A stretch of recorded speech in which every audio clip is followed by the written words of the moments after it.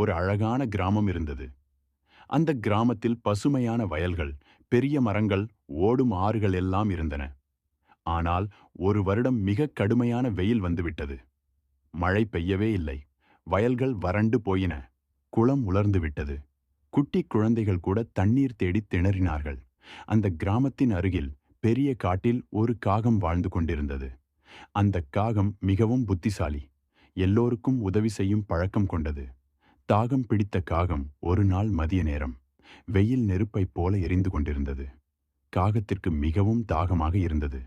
அது பறந்து பறந்து எல்லா இடங்களிலும் தண்ணீர் தேட ஆரம்பித்தது. முதலில் குளம் இருந்த இடத்துக்கு போனது. ஆனால் குளம் வறண்டு விளந்த மணல் மட்டுமே இருந்தது. பிறகு வயல்களுக்கு மேலே பறந்தது. ஆனால் அங்கேயும் தண்ணீர் எதுவும் இல்லை. ஆஹா, என்ன செய்வது? என் தொண்டை வறண்டு போகிறது. இன்னும் சிறிது நேரம் தண்ணீர் கிடைக்காவிட்டால் நான் மயங்கி விழுந்து விடுவேன் என்று காகம் கவலைப்பட்டுக் கொண்டே இருந்தது.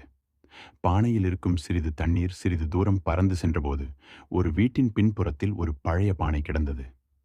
காகம் மகிழ்ச்சியுடன் பறந்து சென்று பார்த்தது.